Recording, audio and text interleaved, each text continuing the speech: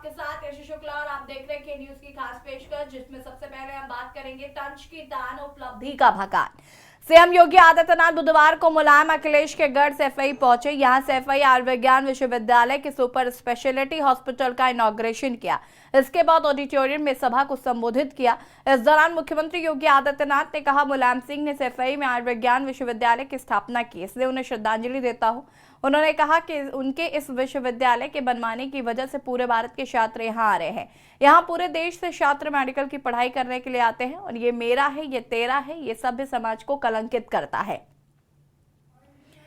CM ने कहा कि पहले लोग इटावा और सैफई के नाम से डरते थे। पहले की सरकार ने नारियल फोड़ करके शुरू तो कर दिया था, लेकिन पैसा नहीं दिया था। उत्तर प्रदेश में हमारे पास 7 मेडिकल कॉलेज थे, उनको विकसित किया गया है। उन्होंने कहा कि उपचार के लिए रुपए की कमी नहीं है। हर जनपद में एडवांस लाइफ सपोर्ट की 4 से 5 गाड़ियां हैं। जहां पहले पूरे प्रदेश में 6-7 कार्डियक की गाड़ियां थी, अब सभी जनपद में मौजूद है।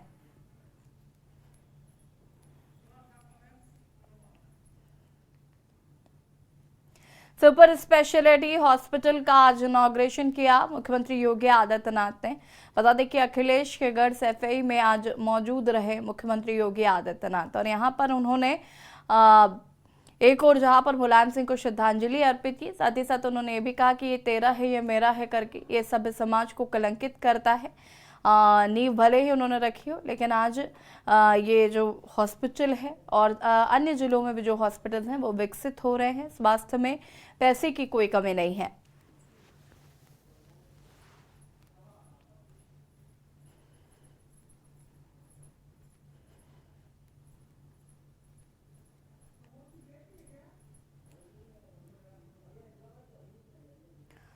अखिलेश के गढ़ सैफई में सीएम योगी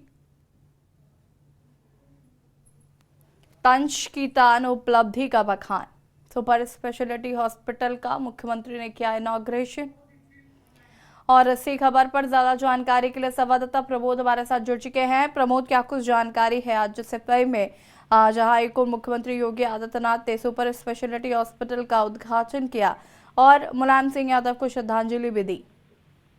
जी बिल्कुल जी, जिस तरीके से आज उनका इटावा की सैफई में उनका आगमन हुआ है और उसी को देखते हुए और उन्होंने जो मुलायम सिंह यादव जी के द्वारा एक जो सैफई पीजीआई आयुर्विज्ञान का जो निर्माण किया गया था, उसी पे चलते हुए आज योगी आदित्यनाथ जो उत्तर प्रदेश के मुख्यमंत्री जी ने यहाँ पर पहुंच करके 500 बेड का कैंसर से जो पीड़ित जो मरीज हुआ करते थे उन लोगों को राहत पहुंचाई है। और उनका साफ तौर पर कहना है कि जो आसपास के जनपद हैं जिनको ग्वालियर, कानपुर, आगरा और या बॉम्बे जैसे अस्पतालों में भागना पड़ता और लाखों रुपया अपना खर्च करना पड़ता था, जिसके चलते अब उनको ऐसा नहीं करना पड़ेगा। उनके ही जनपद के 20 किलोमीटर के दायरे में ऐसा 500 बेड का कैंसर का जो स्पेशलिस्ट जो वार्ड है वो उन्होंने आज उद्घाटन किया है। और जो मुलायम सिंह यादव है उनको श्रद्धांजलि देते हुए उनका भी शुक्र अदा किया है, जिससे कि अपने सैफई में ऐसा ऐतिहासिक सैफई पीजीआई जैसा हॉस्पिटल को उन्होंने खुलवाया और जिसके चलते आज उन्होंने काफी देर तक अपनी संबोधन में साफ तौर पर जनता से एक आयुष्मान जो कार्ड है जो 5 लाख के इलाज के लिए उनको दिया गया है, अगर उन्होंने यहाँ तक भी किया डाला है आम जनता के लिए, अगर 1 साल में अगर उनका 5 लाख रुपए खर्च भी हो जाता है तो वो दोबारा अप्लाई करें। वो अपने मुख्यमंत्री राहत कोष से 5 लाख रुपए फिर से आम जनता को देने का उन्होंने वादा किया है। जी, बहुत बहुत शुक्रिया आपका जानकारी साझा करने के लिए। और बता दें कि सुपर स्पेशलिटी हॉस्पिटल का उद्घाटन आज मुख्यमंत्री योगी आदित्यनाथ ने किया।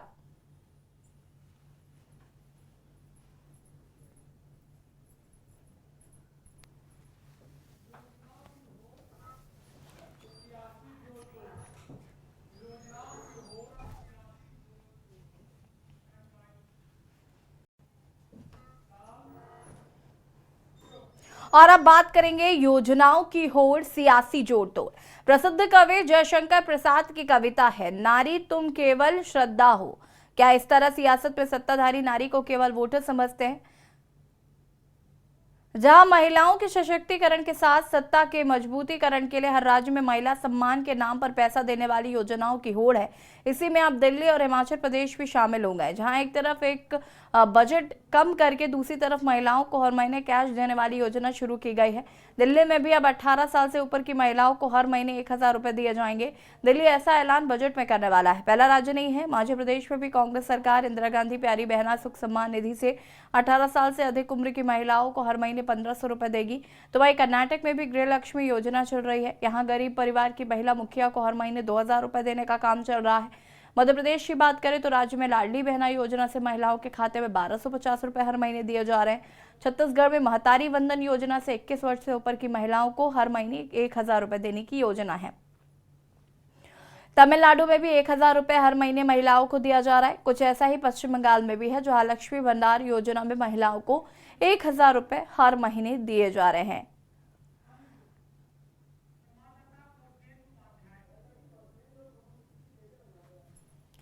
और इसी खबर पर हमारे साथ कौशलेंद्र संवाददाता जुड़ चुके हैं। कौशलेंद्र, क्या कुछ जानकारी है? हर राज्य में महिलाओं को साधने की पूरी कोशिश की जा रही है। योजनाओं की जिस तरीके से होड़ लग चुकी है, अलग अलग राज्यों में अलग अलग नाम से महिलाओं के खातों में पैसे डाले जा रहे हैं, लेकिन लोकसभा चुनाव में इसका कितना असर होगा, ये देखना काफी दिलचस्प होगा। देखिए, आपको बताएं कि चुनाव हो या चाहे कोई भी कोई कार्यक्रम ले लीजिए, आज के समय में वो राजनीतिक पार्टियां उसको हमेशा उन्होंने, चाहे वो महिलाओं की हो या चाहे बच्चियों के लिए या छात्र हो, सबके लिए योजनाएं लाते हैं। लेकिन जिस तरह से जो आधी आबादी को लेके जो बात होती है वो राजनीति में, चाहे जो है वो किसी भी स्पर्धा में हो, महिलाएं जो है उनको लेके हमेशा कोई न कोई योजनाओं के साथ सरकार चाहती कि वो महिलाएं जुड़ी रहें। हर चीज की जो योजनाओं में महिलाओं को जोड़ना, उसके बाद महिलाओं के खाते में सीधा पैसा पहुंचाना। ये जब एनडीए की सरकार बनी, आप देखिए 2014 के बाद से ही आधी आबादी की बात खूब जोर शोर से उठने लगी, चाहे वो किसी भी क्षेत्र में रही हो। तो जब योजनाओं का जब हुआ तो पूरे प्रदेश में, क्योंकि एक जो होता है सरकार अपनी योजनाएं लाए, वो अपने जो है विकास पत्र में या संकल्प पत्र में भारतीय जनता पार्टी संकल्प पत्र लाती, बाकी और जो योजनाएं हैं उन सबको जोड़ के जो है देखा जाए तो महिलाओं की भागीदारी को लेके हमेशा सरकार जो है एक नई योजना तैयार कर लेती है कि जिससे हाँ महिलाओं की जो वोट बैंकिंग है, क्योंकि आधी आबादी की बात अगर की जाए, चाहे वो शहरी क्षेत्र हो या चाहे ग्रामीण क्षेत्र हो, और वो किसी भी जो है वो जाति विशेष धर्म से मायने नहीं रखती है, लेकिन उनके पास जो योजनाएं जाती है तो उसका कहीं न कहीं क्रियान्वयन होता है। और महिलाएं इस योजनाओं को देखते हुए महिलाएं भी जो है चाहती हैं कि सरकार अगर आ रही है सीधा हमारे खाते में अगर पैसा आ रहा है, चाहे वो नारी बंधन हो या चाहे जो महिलाओं को स्वावलंबी बनाने वाली योजनाएं हो, इन सबको देख के अब हर राज्यों ने कुछ न कुछ महिलाओं के लिए जो है एक स्कीम जरूर लॉन्च कर दी है। और उस स्कीम का फायदा राजनीतिक पार्टियां अपने पाले में अपने पाले में जो है वोट डलवाना हो या चाहे जो है कहीं भी अगर महिलाओं की भागीदारी होगी तो महिलाएं बढ़ चढ़ के जब हिस्सा लेती हैं तो राजनीतिक पार्टी को एक फायदा जरूर मिलता है।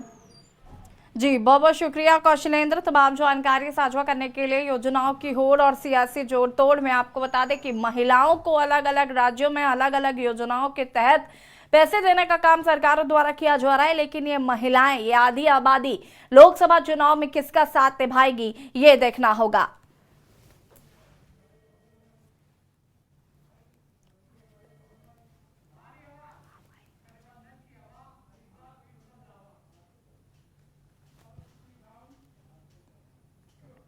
और अब बात करेंगे गठबंधन की हवा, हरिद्वार सीट पर दावा।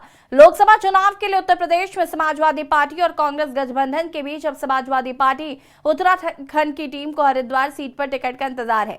इस सीट पर लोकसभा चुनाव में पार्टी का प्रत्याशी एक बार जीत दर्ज करा चुका है, वहीं एक बार विधानसभा चुनाव में भी प्रत्याशी ने यहां पर जीत दर्ज की थी। आलाकमान ने 10 मार्च तक का समय दिया है। वोटों के गणित के हिसाब से समाजवादी पार्टी अपने लिए हरिद्वार सीट को मुफीद मानती है।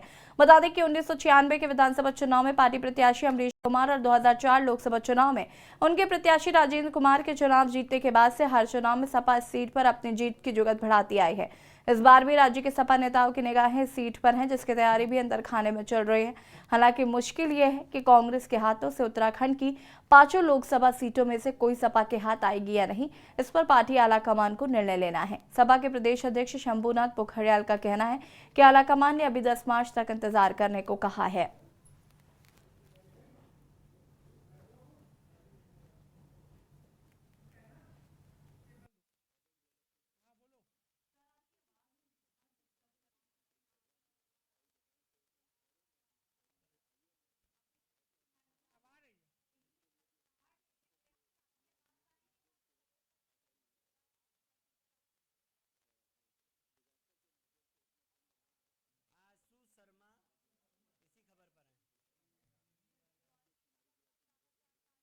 संवाददाता आशु हमारे साथ जुड़ चुके हैं। आशु, क्या कुछ जानकारी है?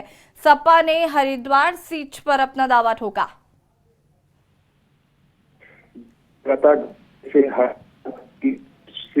सबसे ज्यादा जा रही है, काफी हो रही है। बीजेपी अपना को घोषित गया है। हरिद्वार में अभी प्रत्याशी नहीं, तमाम पार्टी। आशु, बहुत बहुत शुक्रिया। आपकी आवाज नहीं आ पा रही है हम तक, फिर से आपको हम संपर्क करने की कोशिश करते हैं। आलाकमान ने 10 मार्च तक का दिया है समय। हरिद्वार सीट पर समाजवादी पार्टी ने अपना दावा ठोका।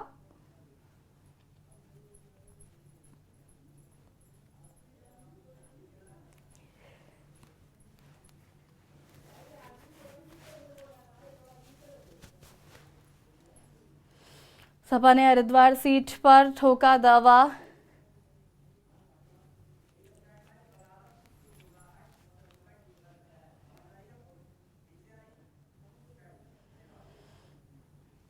और अब बात करेंगे बगावत की। सुगबुगाहट संकट बरकरार। हिमाचल प्रदेश विधानसभा चुनाव के बाद शुरू हुआ सियासी संकट खत्म होता नहीं दिख रहा है। कांग्रेस ने 3 पर्यवेक्षकों को भेजकर भले ही सरकार बचाने और सब कुछ ठीक होने का दावा किया हो, लेकिन सूत्रों के मुताबिक विवाद अब भी बना हुआ है और कांग्रेस के कई अन्य विधायक आने वाले दिनों में बगावत कर सकते हैं। फिलहाल बीजेपी की नजर इस बात पर है कि विक्रमादित्य के साथ कितने विधायक फिलहाल अभी खुलकर सामने आते हैं या विक्रमादित्य कितने विधायकों के साथ होने का दावा कर रहे हैं। वहीं हमीरपुर में हुए कार्यक्रम के दौरान विक्रमादित्य सिंह की केंद्रीय मंत्री नितिन गडकरी और अनुराग ठाकुर से करीबी नजर आई। इसको लेकर अब फिलहाल सवाल उठने लगे हैं।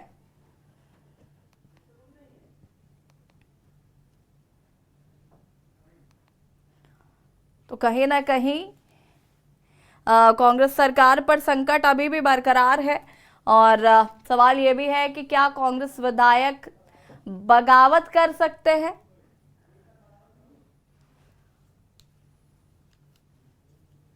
कांग्रेस सरकार पर संकट अभी भी बरकरार।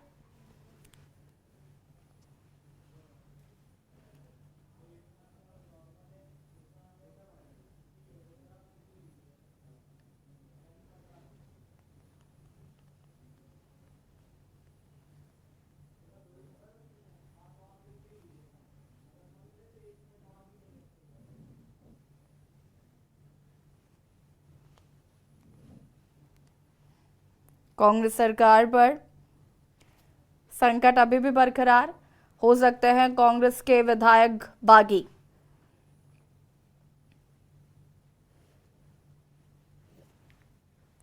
बगावत की सुगबुगाहट संकट बरकरार।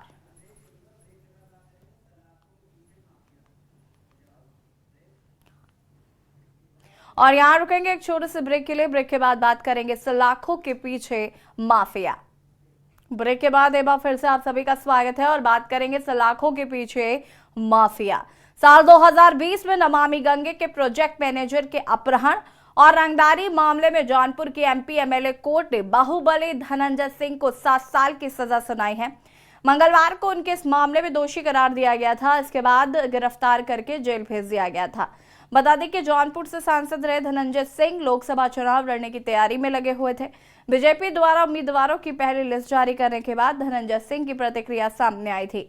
बीजेपी ने जौनपुर लोकसभा सीट से महाराष्ट्र के गृह मंत्री रहे कृपाशंकर सिंह को उम्मीदवार घोषित किया।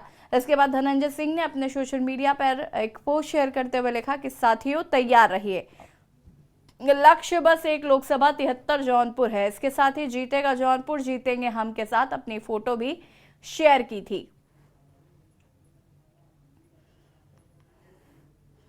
और इसी खबर पर ज्यादा जानकारी के लिए संवाददाता अजय सिंह हमारे साथ जुड़ चुके हैं। अजय, क्या कुछ जानकारी है? धनंजय सिंह को 7 साल की सजा हो चुकी है। हालांकि उससे पहले ये कहीं ना कहीं माना जा रहा था कि धनंजय सिंह लोकसभा चुनाव में अपनी दावेदारी ठोक सकते हैं।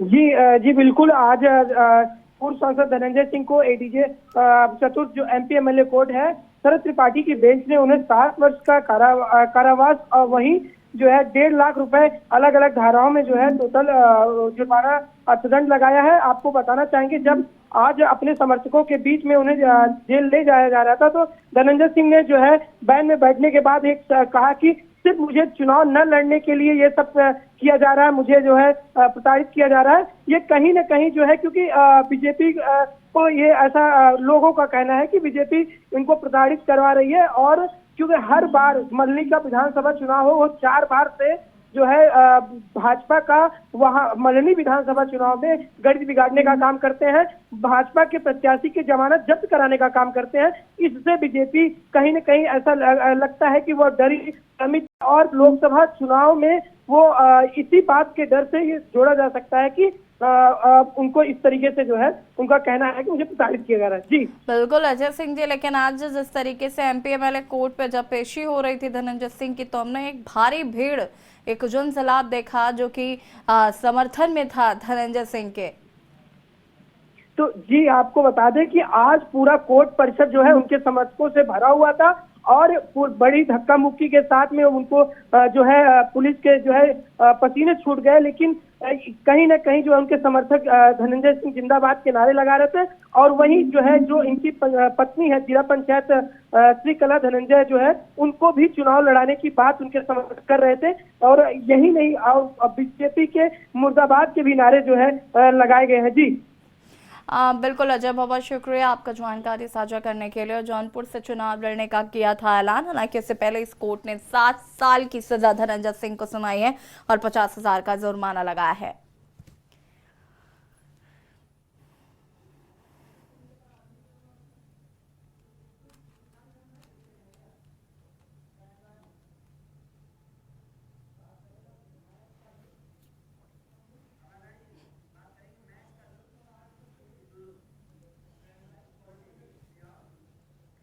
और अब बात करेंगे मैच का लुत्फ चुस्त दुरुस्त। अब फरवरी में किसान एमएसपी यानी न्यूनतम समर्थन मूल्य के लिए कानूनी गारंटी समेत अपनी कई मांगों पर अड़े हुए हैं। ऐसे में तनावपूर्ण माहौल को हल्का करने के लिए प्रदर्शन की जगह अस्थायी वॉलीबॉल नेट लगाए गए हैं और प्रदर्शनकारी किसान दोस्ताना मैच खेल रहे हैं। देखिए रिपोर्ट।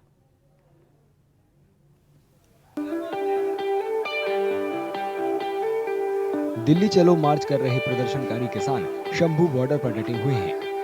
किसानों में जोश बरकरार रखने और मेलजोल बढ़ाने के मकसद से वॉलीबॉल मैच कराए जा रहे हैं। 13 फरवरी से किसान एमएसपी यानी न्यूनतम समर्थन मूल्य के कानूनी गारंटी समेत अपनी कई मांगों पर अड़े हुए हैं। ऐसे में तनावपूर्ण माहौल को हल्का करने के लिए प्रदर्शन की जगह पर अस्थायी वॉलीबॉल नेट लगाए गए और किसानों ने दोस्ताना मैच भी खेले। किसानों को मनोरंजन का ये तरीका काफी पसंद आ रहा है। उनके मुताबिक इससे न सिर्फ खुद को तरोताजा करने में मदद मिलती है बल्कि प्रदर्शनकारियों के बीच आपसी भाईचारा भी बढ़ता है। जो नौजवानों को प्रेरित करने के लिए यहाँ वॉलीबॉल के लिए नेट लगाया गया है, सो बहुत ही अच्छा चल रहा है और नौजवान जो ट्रालियों में वेले बैठे थे उनके लिए उत्साह आया है। सो ये उत्साह आना चाहिए, नौजवानों को नशों को छोड़कर ये खेल की ओर बढ़ना चाहिए। सो अच्छा उत्साह है। वॉलीबॉल अब देखेंगे यहाँ वॉलीबॉल कबड्डी सब कुछ चलेगा, हम आगे हैं।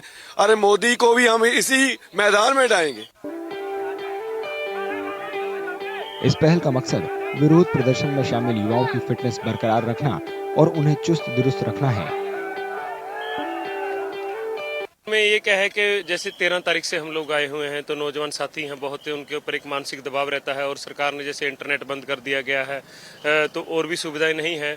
तो और जैसे आंसू गैस के गोले थे, लोग बच्चों को बहुत सी चोट भी लगी थी, तो उनको जोड़े रखने के लिए, उनकी एनर्जी को बचाए रखने के लिए, उनके स्वास्थ्य को ध्यान में रखते हुए अब हमने वॉलीबॉल शुरू की है और कल से बैडमिंटन शुरू करेंगे ताकि एक जो माहौल है, एक सौहार्द माहौल वो बने और आपस में भाईचारा बढ़े।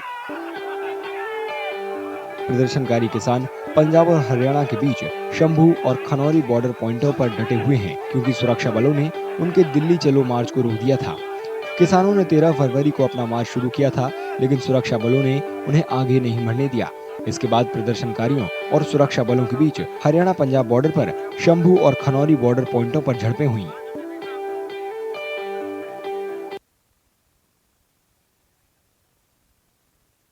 और खास पेशकश में फिलहाल इतना ही। देखते रहिए के न्यूज़ इंडिया। नमस्कार।